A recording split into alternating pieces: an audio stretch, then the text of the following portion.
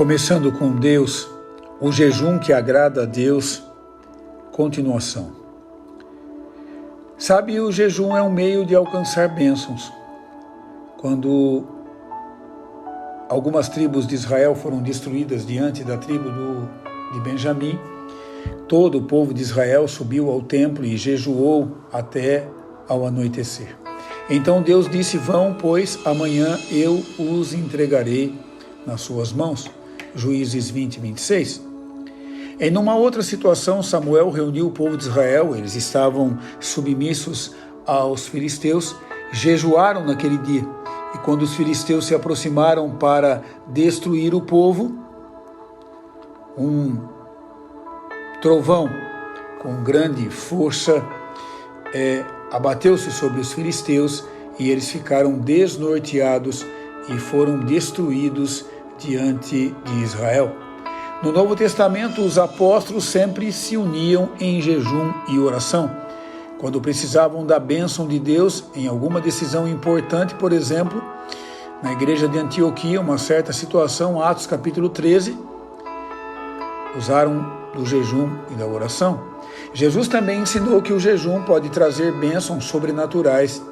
Certa vez os discípulos perguntaram a ele sobre alguns demônios difíceis de serem vencidos e por que não conseguimos vencê-lo ou expulsá-lo? Perguntou os discípulos. Ele respondeu: porque a fé de vocês é pequena.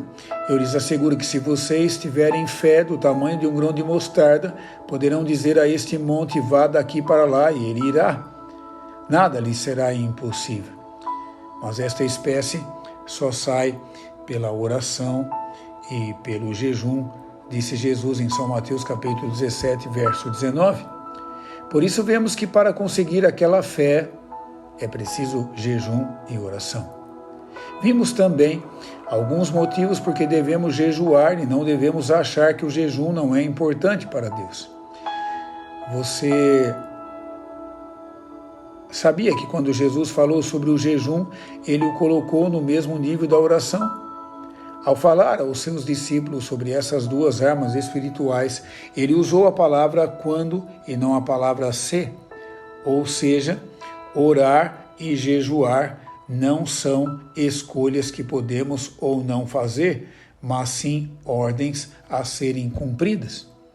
E quando vocês orarem, não sejam como os hipócritas, eles gostam de ficar orando em pé na igreja e nas esquinas, a fim de serem vistos pelos outros.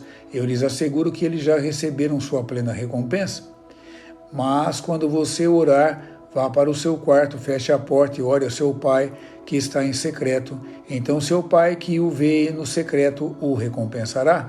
E quando orarem, não fiquem sempre repetindo a mesma coisa, como fazem os hipócritas ou pagãos. Eles pensam que por muito falarem serão ouvidos. Não sejam iguais a eles, porque o seu pai sabe do que vocês precisam antes mesmo de o pedirem. Quando jejuarem, não mostrem uma aparência triste como os hipócritas, pois eles mudam de aparência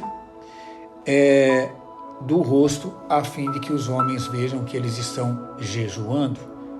Faça o que tiver que fazer, sempre em oração e somente para Deus. Deus conhece o seu coração. Deus conhece suas necessidades. Deus conhece os seus problemas. Deus conhece suas lutas e vai estar ao seu lado. Basta você confiar, orar e jejuar.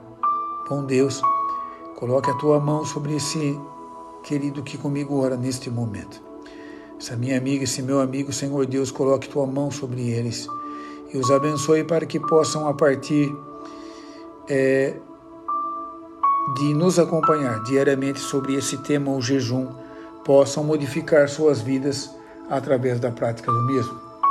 Querido Deus, abençoe essas famílias, abençoe esses homens e essas mulheres, abençoe esses jovens e coloque, bondoso Deus, a tua bênção sobre cada um deles hoje, por Jesus. Amém.